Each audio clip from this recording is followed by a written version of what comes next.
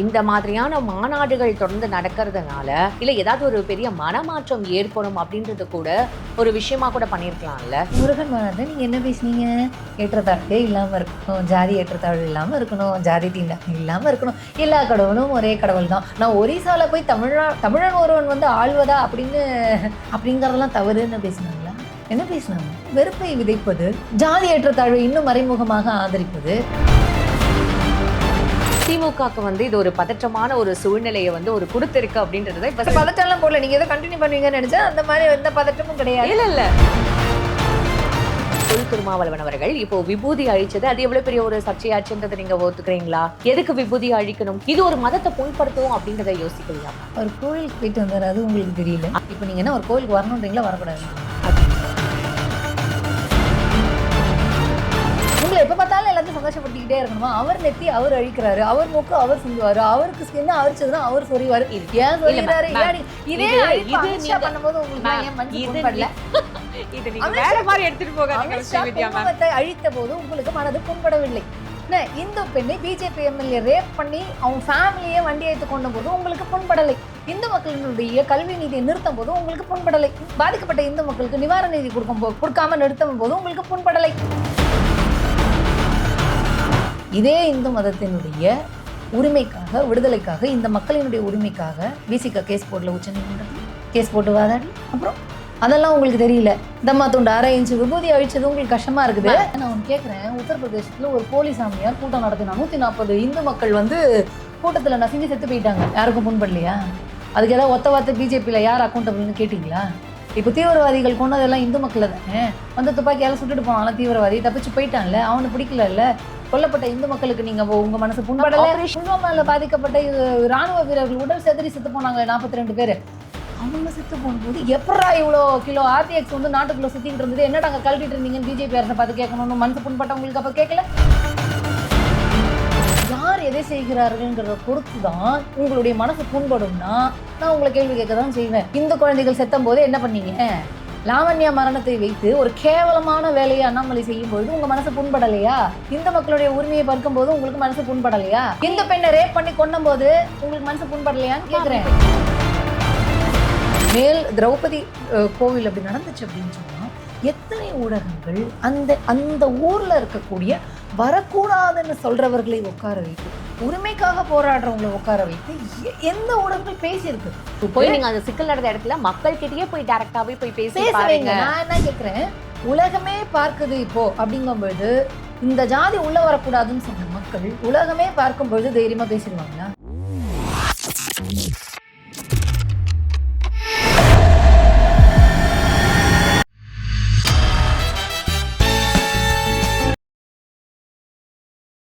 இதே கேள்வியில மதசார்பின்மை ஆனால் நாங்க ரொம்ப அது இதுவா இருக்கோம் அப்படின்னு சொன்னவங்க இப்போ உங்களோட கூட்டணி கட்சியில இருக்கிற விசிகால இருக்கிறவர் தொல் திருமாவளவன் அவர்கள் இப்போ விபூதி அழிச்சது அது எவ்வளவு பெரிய ஒரு சர்ச்சையாச்சுன்றதை நீங்க ஒத்துக்கிறீங்களா?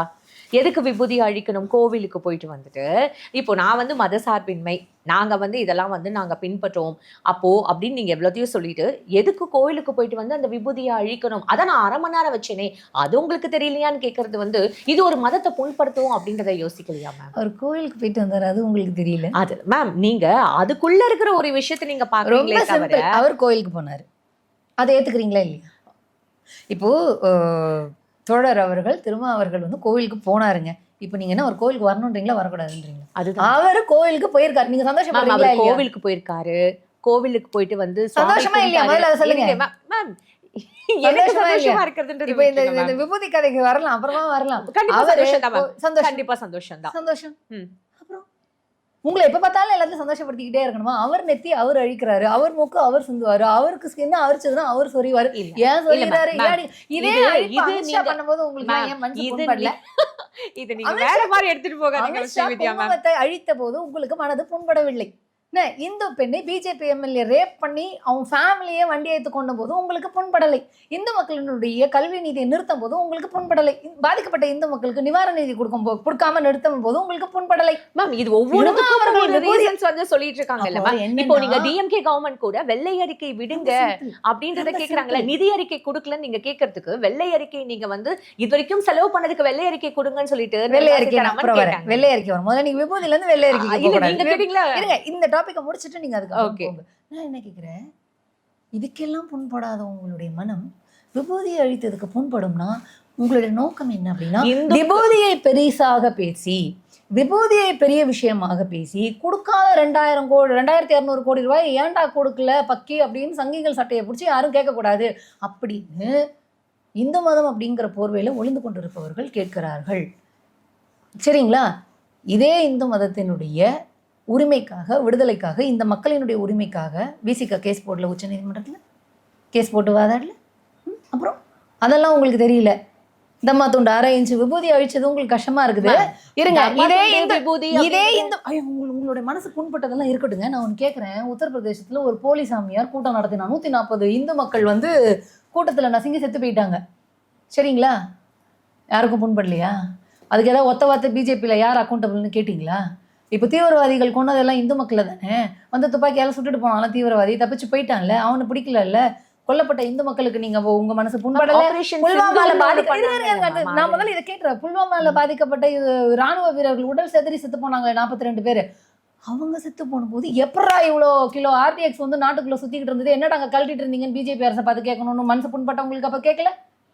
உங்களுடைய புண்பட 1/2 இன்ச்சு விபூதிக்கு புண்படுற மனசு, இத்தனை 100 மக்கள் இந்து மக்கள் கொல்லப்படுறாங்க, உரிமையை பறிக்கப்பட்டிருக்காங்க, அதை பற்றிலாம் உங்களுக்கு கேட்க தோணலை அப்படின்னா உங்களுடைய நோக்கம் கடைசி வரைக்கும் இந்த கடவுளையும் மாட்டு சாணியும் மூத்திரத்தையும் விபூதியையும் குங்குமத்தையும் வச்சு மக்களே உரிமையற்றவர்களாக வச்சுக்கிட்டு இருக்கணும். ஒரு விஷயத்தை வந்து இப்ப கேள்வி கேட்கும் போது நீங்க இப்ப இந்த டாபிக்கை திசை திருப்புற மாதிரி நான் பாக்குறேன்.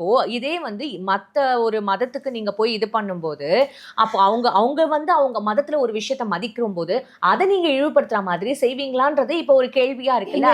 சட்டம் தோழர் அவர்களே இந்துன்னு சொல்லுது.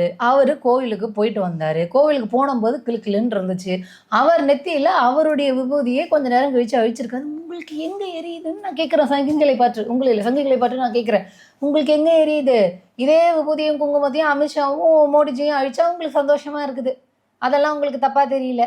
அப்போ யார் எதை செய்கிறார்கள்ங்கிறத பொறுத்து தான் உங்களுடைய மனசு புண்படும்னா நான் உங்களை கேள்வி கேட்க தான் செய்வேன். இந்து குழந்தைகள் செத்தும் போது என்ன பண்ணீங்க? லாவண்யா மரணத்தை வைத்து ஒரு கேவலமான வேலையை அண்ணாமலை செய்யும் பொழுது உங்க மனசு புண்படலையா?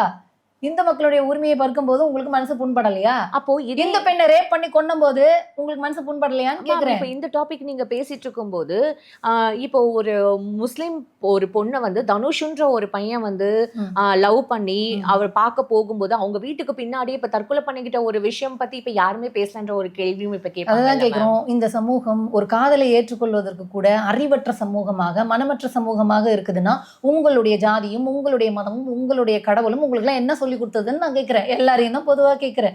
அப்போ ஒரு காதலை ஏற்றுக்கொள்ள போறது கூட ஒரு புரிதல் இல்லாத, அறிவில்லாத சமூகமா இந்த நாடு இருக்குது இல்ல? அப்ப நீங்க அதை தானே கேள்வி கேட்கணும். இது ஜெனரலான ஒரு क्वेश्चन தான். ஒரு சமூகத்தை மட்டும் யார் பெண்ணாலுமே இது ஒரு எந்த ஒரு மதம் சார்ந்த ஒரு விஷயம், எந்த மதம் சார்ந்த ஒரு விஷயம், எந்த மதம் தப்பு செஞ்சாலுமே அது தப்பான ஒரு கண்ணோட்டத்துல பாக்குற மாதிரி தான் இருக்கணுமே தவிர இந்த மதம் செஞ்சா அது கரெக்ட், இந்த மதம் செஞ்சா அது தப்பு அப்படின்னு யாருமே வந்து நியாயப்படுத்தல.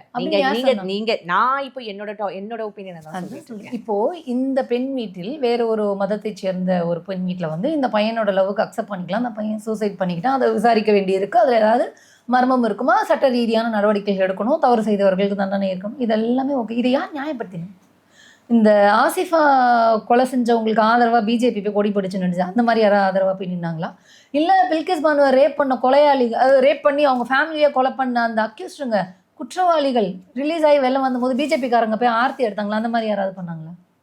அப்போ இங்கே யாரும் ஆதரவு தெரிவிச்சாங்களா? அப்போ உங்களுக்கு கொஸ்டினே என்ன ஆகுது அப்படின்னு சொன்னால் யாரும் ஆதரவு தெரிவிச்சு யாரும் வந்து கேள்விகள் அதுக்கு தொடர்ந்து ஒரு குரல் கொடுக்கலையே அப்படின்றது ஒரு விஷயம் தான் மேம். ஆதரவு நீங்க வந்து தப்பா திருச்சி பேசாதீங்க. ஓகே, இப்போ யாரும் இங்க ஆதரவு தெரிவிக்கல. கொலை ஏன் செய்வது குரல் தவறு. கொடுக்கல அப்படின்றதுதான் ஒரு இப்போ கொஸ்டின். என்னுடைய ஸ்டேட்மெண்ட் வந்து கொலை செய்வது தவறு அப்படின்னு நான் சொல்றேன். அந்த மதத்தை பாருங்க கொலை செய்தது தவறுன்னு நீங்க ஏன் சொல்லல அப்படின்னு நீங்க கேக்குறீங்க. கொலை செய்தது தவறுன்னு சொல்றேன். அப்ப அது யார் செஞ்சாலும் தவறு அதுதான் நான் தானே. சொல்றேன். யார் செஞ்சாலும் இதுவும் தப்புன்றதுதான் தவறு. எல்லாரோட தப்புதாங்க. கண்ணோட்டம் தான். நான் தான் சொல்றேனே, தப்புதான். எக்ஸாக்ட்லி தப்புதான். எக்ஸாக்ட்லி. இந்த அப்போ மதம் மனிதனை மிருகமாக்கும். ஒரு சக மனிதனுடைய உணர்வை, உரிமையை கூட புரிந்து கொள்ள முடியாத நிலைமையில் தான் இருக்குது. பெற்ற மகளினுடைய உணர்வை கூட புரிந்து கொள்ள முடியாத அளவிற்கு மதம் வந்து ஒரு மனிதனை வந்து இப்படி ஆக்கும் அப்படின்னா நம்ம இங்க கேள்வி கேட்க வேண்டியது மதத்தை, அந்த மதத்தினுடைய கோட்பாடை, இந்த லட்சணத்துல இருக்கக்கூடிய மதத்தை சீர்திருத்தணும் அப்படின்னு யாருமே பேசலையேன்னு நம்ம கேட்கணும். இன்னும் வேங்கை வயல் பிரச்சனை எல்லாம் வந்து இங்க தீராம தானே மேம் இருக்கு. இன்னும் எவ்வளவோ விஷயங்கள் வந்து இங்க தொடர்ந்து நம்ம வந்து குரல் கொடுத்துட்டு தான் இருக்கோம். ஆனா அதுக்கான வந்து ஒரு தீர்வு கிடைக்கல. திரௌபதி அம்மன் கோவில் விஷயம்லாம் இன்னும் இங்க பேசப்பட்டுட்டு தான் இருக்கு. அதையும் நம்ம இங்க சமூகத்துல பார்த்துட்டு தானே மேம் இருக்கோம். அப்போ இந்த மாதிரி சமூகத்துல இருக்கக்கூடிய ஒரு தீண்டாமையா இருக்கட்டும், ஏற்றத்தாழ்வாக இருக்கட்டும், கொலையாகட்டும், காதலுக்கு எதிரான ஒரு மனநிலையாகட்டும், இதையெல்லாம் நம்ம இப்போ நம்ம இந்த ஊடகத்தில் பேசும்போது என்ன கேட்குறோம் அப்படின்னு சொன்னால், இதை வந்து 2 விதமாக பார்க்கணும் அப்படிங்கிறத நம்ம மறந்துடுறோம். இப்போ ஊடகங்களாக இருக்கும் பொழுது அரசியல் ரீதியான கேள்வி கேட்பதற்கும் ரொம்ப வசதியாக இருக்கும். ஒரு ஆளும் கட்சியை குறை சொல்வதற்கும், காவல்துறையை குறை கேட்கணும், கேட்காமல் இருக்கக்கூடாதுன்னா நான் சொல்லவே மாட்டேன். அரசு கேள்வி கேட்குறீங்களா, கேள்விங்க. அரசு துறைகளை கேள்வி கேட்குறீங்களா, அதிகாரிகளை கேள்வி கேட்குறீங்களா, இதை சார்ந்து இயங்குபவர்களை கேள்வி கேட்குறீங்களே, நீங்கள் கண்டிப்பாக கேட்கணும். இதை மட்டுமே தான் நம்ம பண்ணிக்கிட்டு இருக்கோமே தவிர இன்னொரு போர்ஷனை நம்ம மறந்துடுறோம். இந்த சொசைட்டில இப்போ வேங்கை மயில் மாதிரி ஒரு சம்பவங்கள் அதனுடைய விசாரணை வேற மாதிரி வருது, அதெல்லாம் விட்டுரும். இன் ஜெனரல் ஜாதி ஏற்றத்தாழ்வுகள், தீண்டாமைகள், கொடுமைகள் இன்னை வரைக்கும் 2025லயும் அப்படி ஒரு மனநிலை இருக்கு அப்படின்னா, இங்கு நம்ம கேள்வி கேட்க வேண்டியது இந்த சமூக கட்டமைப்பு, ஜாதி கட்டமைப்பு, கலாச்சார பண்பாடு கட்டமைப்பு, இதெல்லாம் இருக்கு இல்லையா, இந்த மத கட்டமைப்பு, இதெல்லாம் நம்ம என்னைக்கு கேள்வி கேட்க போறோம்? நீங்க எப்படி இதை திருத்த முடியும்? அரசு அப்படிங்கிறது வந்து ஆட்சி மாறிக்கிட்டே இருக்கும். ஒரு கட்டமைப்பை வந்து ஒரு ஊடகம் மூலமா நம்ம திருத்த முடியும் அப்படின்றத வந்து நம்ம வந்து ஏன் பேசுறோம், ஏன் அரசு கேள்வி கேட்கிறோம்? மாற்றம் வரணும் அப்படிங்கறதுனால கேள்வி கேட்கும். அரசு துறைகளையும் அதிகாரிகளையும் ஏன் கேள்வி கேட்கிறோம்? ஏன் காவல்துறை இது மாதிரி நடந்துச்சுன்னு ஏன் கேள்வி கேட்கிறோம்? ஏன்னா தவறை சுட்டுக்காட்டும் இது அது மாற்றப்பட வேண்டும், திருத்தப்பட வேண்டும் அப்படின்னு நம்ம கேள்வி கேட்கிறோம் இல்லையா? இதை எந்த அளவுக்கு பேசுறோமோ, எவ்வளவு பெர்சன்டேஜ் பேசுறோமோ அதே பெர்சன்டேஜ் இந்த பக்கம் நம்ம பேசுறது இல்லைன்னு நான் சொல்றேன். இப்போ நீங்க இதெல்லாம் கேட்குறீங்க, இதெல்லாம் பிரச்சனைகள் இருக்கு, இதெல்லாம் சரி பண்ணணும். ஆனால் இது எல்லாவற்றுக்கும் அடிப்படை கட்டமைப்பு இப்போ உங்களுக்கு இந்த ஜனநாயக ரீதியான தேர்தல் முறை அப்படிங்கிற கட்டமைப்பு எப்போ வந்தது? 1950ஸ்ல இருந்து தானே வந்துச்சு. ஆனால் இந்த ஜாதி, மதம், ஆதிக்கம், ஏற்றத்தாழ்வுலேருந்து வந்திருக்கு மேம். அது எல்லாமே இந்த ஜனநாயகம் தேர்தல் மூலயமாக கட்சியை தேர்ந்தெடுப்பது அப்படிங்கறது எப்போதுல வந்துச்சு. இந்த நாடு 1947 குடியரசு அப்படிங்கிற 1950ல இருந்து வருது. ஸோ இந்த கட்டமைப்பு அப்படிங்கிறது உருவாகி 75 ஆண்டுகள் ஆகுது. ஆனால் நீங்க இதுக்கு நம்ம கேள்வி கேட்கக்கூடிய இதே சமயத்தில் 75 ஆண்டுகள்ல நம்ம பார்க்க போறது வந்து இந்த சட்டம் மூலமா பார்க்க வேண்டிய விஷயங்கள். ஆனா இந்த ஜாதி மதம் அப்படின்ற ஒரு விஷயம்லாம் வந்து எத்தனை வருஷமா இருக்கு நீங்க நினைக்கிறீங்க? இந்த 75 ஆண்டு கால இந்த கட்டமைப்பை நம்ம இவ்வளோ தூரம் கேள்வி கேட்கிறோம். ஏன் கேட்கிறோம்? மாற்றப்படணும், திருத்தப்படணும் அப்படின்னுங்கிறதுக்காக நம்ம இவ்வளோ கேள்வி கேட்கிறோம் இல்லையா? ஆனால் இந்த ஜாதி மத கட்டமைப்பு, இந்த சமூக கட்டமைப்பு, ஏற்றத்தாழ்வு, இதெல்லாம் எத்தனை ஆண்டு காலம் இருக்கு? இதை விட பல நூற்றாண்டு காலமாக இது கட்டமைக்கப்பட்டு இருக்கிறது. எவ்வளவு அட்வான்ஸ் டெக்னாலஜிஸ் வந்துமே வந்து இந்த விஷயங்கள் வந்து மாற்றப்படல. இதை பத்தி நம்ம அதிகமா பேசாததுனால இது இன்னுமே உயிர் வாழ்ந்து கொண்டு இருக்கிறது. அப்போ நம்ம இதை பத்தியும் பேசணும் இல்லையான்னு கேட்குறேன். நீங்க இதை பற்றி மட்டுமே நம்ம பேசுறோம். இதை பேசாமல் இருப்பதற்கு காரணம் தான் இந்த மாதிரி இன்னுமே நடந்துகிட்டு இருக்கு. நம்ம அப்ப இப்ப என்ன கேட்கணும்? ஜாதிங்கிற ஒண்ணு இருக்கிறதுனால தானே இந்த ஏற்றத்தாழ்வுகள், இந்த தீண்டாமைகள், கொடுமைகள் எல்லாமே இருக்கு. இருங்க மேம். அப்ப இந்த ஜாதியையும் இதனுடைய நோக்கத்தையும் இது உருவாக்கப்பட்டதற்கான காரணத்தையும் இதை பத்திலாம் நம்ம என்னைக்காவது மனம் விட்டு பேசியிருக்கிறோமா? நேர்மையா பேசியிருக்கிறோமா? இப்ப எனக்கு இதான் கேள்வி. இப்ப பெரியார் அவர்கள் எத்தனை வருஷத்துக்கு முன்னாடி இந்த ஜாதி பாகுபாடு இருக்கக்கூடாது, இந்த தீண்டாமை இருக்கக்கூடாது அப்படின்னு சொல்லிட்டு அவர் எத்தனை வருஷத்துக்கு முன்னாடியே இந்த ஒரு புரட்சியை கொண்டு வந்தாரு. அப்புறம் அப்பவே அவரால் அப்பத்துலேருந்தே அதை மாற்ற முடியல. அப்பெல்லாம் இன்னுமே அந்த ஜாதி கட்டமைப்பு எவ்வளவு ஸ்ட்ராங்கா இருக்கும்.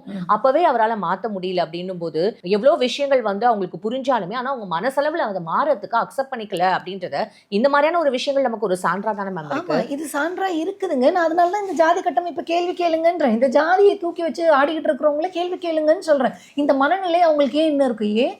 ஏன்னா இந்த சமூகத்துல அதுக்கு இன்னுமே ஸ்பேஸ் இருக்கு. நான் வந்து உயர்ந்த ஜாதி அப்படின்னு ஒரு சொல்லிக்கிட்டா அதை அக்செப்ட் பண்ணிக்கக்கூடிய மனநிலை இன்னுமே சில பேர்கிட்ட இருக்கு இல்லையா? அந்த நிலை மாறும் வரை இங்க இது போன்ற சிக்கல்கள் அங்கொன்றும் இங்கொன்றுமாக நடக்கும். அது நடக்கக்கூடாது அப்படிங்கிறது தான் நம்முடைய நோக்கம். அது நடக்கக்கூடாதுங்கிற உண்மையானவே அக்கறை இருக்கக்கூடியவர்கள் இந்த 2 பக்கத்தை பற்றியுமே பேசுங்க. இப்போ ஏங்க ஜாதி இருக்கக்கூடிய ஜாதியினாலேயோ மதத்தினாலேயோ பிரச்சனைகள் இருக்குங்கும்போது அந்த கட்டமைப்பை பேசுவதற்கு எத்தனை பேர் தயாராக இருக்கிறாங்க? இப்போ ஒரு மதம் அப்படிங்கிற கோட்பாடு தான் இதுக்கு ஒரு காரணமாக இருக்குன்னா அந்த மத கோட்பாட்டை பற்றி பேசணும்ல, அந்த மதத்தை உருவாக்கியவர்களை பற்றி பேசணும்ல, அந்த மதத்தை இன்னும் காப்பாற்றுவதற்காக உருவாக்கி வச்சிருக்கக்கூடிய இந்த மடம் போன்ற கட்டமைப்புகளை பற்றியும் நம்ம கேள்வி கேட்கணும் இல்லையா? அதை பேசுவதற்கு இங்கே மக்கள் தயாராக இருக்கிறாங்களா? அதை ஏற்றுக்கொள்வது அது முதல்ல பேசினா ஏற்றுக்கிறாங்களாங்க? இப்போ நான் சொல்கிறேன், இந்த ஜாதி இப்படிப்பட்ட ஒரு மனநிலைமையோடு இருக்குது, வாங்க உட்காந்து பேசுவோம், இது ரொம்ப தவறானது அப்படிங்கிறதுக்கு இந்த சமூகத்தில் போராடி தானே அதை பத்தி பேச வேண்டியது இருக்கு. ரொம்ப நம்ம ஃபேமிலியிலேயே இப்போ நான் போய் சொல்றேன் ஜாதி வேண்டாம்னு நான் எல்லாம் பேசுறேன். நம்மளுடைய குடும்பத்துல நம்மளுடைய உறவினர்களை உட்கார வச்சு அதை பேச முடியல. பேசினா எந்திரிச்சு போயிடுறாங்களா, கோவப்படுறாங்களா? நம்ம 10 எத்தனை அட்டம் வேணாலும் பேசுறதுக்கு தயாராக இருக்கிறோம். அப்போ இந்த மாதிரி மனநிலையே அவங்களுக்கு இருக்கு அப்படின்னா இதை வைத்து பிழைத்துக் கொள்வதற்கான சூழல் இன்னும் இங்கே இருக்குது. ஒரு ஜாதி, நான் இந்த ஜாதின்னு சொன்னா பெருமையாக பார்க்கக்கூடிய கண்ணோட்டம் இருப்பவர்கள் இருக்கிறதுனால அவங்க அப்படி சொல்றாங்க, சே என்ன ஜாதியா அப்படிங்கிற ஒரு பார்வை வந்துருச்சு அப்படின்னு சொன்னா அப்ப யாருமே வந்து அதுக்கு இம்பார்ட்டன்ஸ் கொடுக்க மாட்டாங்க. அப்போ அதனாலதான் தொடர்ந்து நம்ம ஏன் பேசிட்டு இருக்கணும்? சில விஷயங்களை பேசுவதன் மூலமாக தான் மாற்ற முடியும். சட்டம் போட்டுடலாங்க. சரிங்க, இப்ப நான் கேட்கிறேன், ஜாதி ஒழிக்கப்பட்டதுன்னு ஒரு சட்டம் போட்டுறோம்னு வச்சுக்கோங்க. அதுதான் என் மனநிலை இன்னுமே ஜாதி இருக்கு அப்படின்னா தீண்டாமை ஒழிக்கப்பட்டால ஒரு விஷயங்கள் மாத்த முடியும்னா எவ்வளவு விஷயங்கள் மாத்திருக்கலாம். அவங்களோட ஒழுக்கம், கேரக்டர், பிஹேவியர், எல்லாமே நிறைய இருக்கு. இந்த சமூக பொறுப்புணர்வுன்னு ஒண்ணு இருக்கு, தனி மனித ஒழுக்கம்னு ஒண்ணு இருக்கு. இந்த சமூகம் சார்ந்து சிந்திக்கணும், சக மனிதனுடைய நலம் சார்ந்து சிந்திக்கணுங்கிற பார்வை இல்லாத வரைக்கும் இது இன்னுமே ஏதாவது ஒரு விதத்தில் வந்துகிட்டு தாங்க இருக்கும். அப்போ நம்ம ஊடகங்கள் கிட்ட என்ன கேட்குறோம் அப்படின்னு சொன்னா, ஒரு சிக்கல் நடந்தோடனே ஐயோ நடந்துருச்சு, ஐயோ நடந்துருச்சு, ஐயோ நடந்துருச்சுன்னு சொல்லிட்டு ஒரு அரசு கட்டமைப்பை கேள்வி கேளுங்க. நான் இல்லைன்னே சொல்லலை, அதே அளவிற்கு இப்படி ஒரு திரௌபதி கோவில் அப்படி நடந்துச்சு அப்படின்னு சொன்னா எத்தனை ஊடகங்கள் அந்த ஊர்ல இருக்கக்கூடிய வரக்கூடாதுன்னு சொல்றவர்களை உட்கார வைத்து, உரிமைக்காக போராடுறவங்களை உட்கார வைத்து எந்த ஊடகங்கள் பேசியிருக்கு? பொதுவாக பேசணும். அந்த சிக்கல் நடந்த இடத்துல மக்களை போய் நீங்க அந்த சிக்கல் நடந்த இடத்துல மக்கள் கிட்டயே போய் டைரக்டாவே போய் பேசுவீங்க. நான் என்ன கேட்கிறேன், உலகமே பார்க்குது இப்போ அப்படிங்கும்பொழுது இந்த ஜாதி உள்ள வரக்கூடாதுன்னு சொன்ன மக்கள் உலகமே பார்க்கும் பொழுது தைரியமா பேசிடுவாங்களா? ஒரு நார்மலா யூடியூப் போய் கேட்கும்போது அதெல்லாம் வரக்கூடாதுங்க அப்படின்னு பேசிடுவாங்க. உலகமே பார்க்கக்கூடிய போது என் ஜாதி, நான் அந்த ஜாதியை வரவிட மாட்டேன்னு பேசுவாங்களா? பேச மாட்டாங்க. அந்த சூழலை உருவாக்கினால் இந்த மாற்றம் நடக்கும்னு நான் சொல்றேன். இப்போ நீங்க ஆதங்கமா கேட்ட கேள்வி இன்னுமே இப்படிதானே மேடம் இருக்கு அப்படின்னா அதற்கு யார் பொறுப்பு? இந்த கட்டமைப்பை நான் கேள்வியே கேட்க மாட்டேன். இப்போ இந்த ஜாதிங்கிற ஒரு இழிவான கட்டமைப்பு தான் இதுக்கெல்லாம் காரணம், அதை நான் பேசவே மாட்டேன் அப்படின்னா என்ன அர்த்தம்? அதை பேசினா மனசை புண்பட்டுடுதுன்னு உடனே ஓடி போய் கேஸ் போடுறீங்க. இப்போ நான் பேசியிருக்கேன், என்ன போய் புகார் கொடுக்குறாங்க. அது எப்படி நாடார் சமூகத்தை பற்றி பேசலான்னு? நாடார் சமூகத்தை பற்றி ஒரு சாஸ்திரிகள் பேசும்பொழுது அதை பற்றி யாருமே கேஸ் கொடுக்கல. நான் வரலாற்று ரீதியாக இருக்கக்கூடிய ஒரு ஆய்வு புத்தகத்தை பற்றி பேசினதுக்கு எனக்கு போய் நான் கேஸ் கொடுக்கணும்னு சொல்லிட்டு நீங்கள் கமிஷன் ஆஃபீஸில் கம்ப்ளைண்ட் கொடுக்க போகிறாங்க. அப்போது உண்மையை ஏற்றுக்கொள்ள மறுக்கிறாங்களே. நாடார் சமூகம் இங்கே அரை நிர்வாணமாக நிறுத்தப்பட்டிருந்தது, அவர்களுக்கு உரிமை மறுக்கப்பட்டிருந்தது அப்படிங்கிறத எடுத்து பேசும்பொழுது அந்த நாடார் சமூகம் மனசு புண்படுதுன்னு சொல்கிறாங்க. உங்களுடைய சமூகத்தை இந்த அளவுக்கு வந்து ஒடுக்கப்பட்ட வச்சது யாருன்னு நீ பேசணும்ல. இன்னைக்கு நான் வந்து உயர்ந்த ஜாதி, நான் வந்து இப்படி பேசுவேன் அப்படி பேசுவேன் நீ சொல்லும்பொழுது வரலாற்று ரீதியாக அந்த நிலை கிடையாது அப்படின்னு பேசும்பொழுது மனசு புண்பட்டுடுது. இப்படி மனசு புண்பட்டுடுது நீங்கள் எதையுமே பேச விடலன்னா எப்படி மாற்றங்கள் நடக்கும்னு நான் கேட்குறேன். உண்மையாகவே இப்போ இந்த மாதிரியான மாநாடுகள் தொடர்ந்து நடக்கிறதுனால மக்கள் மத்தியில் வந்து ஏதாவது ஒரு பெரிய ஒரு அதிர்வலை இல்லை ஏதாவது ஒரு பெரிய மனமாற்றம் ஏற்படும் அப்படின்றது கூட ஒரு விஷயமா கூட பண்ணியிருக்கலாம்ல. முருகன் மாநாட்டில் நீங்கள் என்ன பேசுனீங்க? ஏற்றத்தாழ்வே இல்லாமல் இருக்கணும், ஜாதி ஏற்றத்தாழ்வு இல்லாமல் இருக்கணும், ஜாதி தீண்டாமை இல்லாமல் இருக்கணும், எல்லா கடவுளும் ஒரே கடவுள் தான், நான் ஒரிசால போய் தமிழன் ஒருவன் வந்து ஆழ்வதா அப்படிங்கிறதெல்லாம் தவறுன்னு பேசினாங்களா? என்ன பேசினாங்க? அப்போ இது மாதிரி மாநாடுகள் நடப்பதற்கான நோக்கம் என்னங்கிறத பொறுத்து தான் வெற்றியா தோல்வியான்னு நான் சொல்ல முடியும்னு சொன்னேன் இல்லையா? அப்போ வெறுப்பை விதைப்பது, ஜாதி ஏற்றத்தாழ்வை இன்னும் மறைமுகமாக ஆதரிப்பது. அதே நயினார் நாகேந்திரன் தானே அவர் பேசின ஒரு வீடியோ கிளிப் வந்துச்சு, இவங்களாம் சோத்துக்கே போய் அருவாள் எடுத்து வெட்டுவாங்கன்னு பேசினாரு.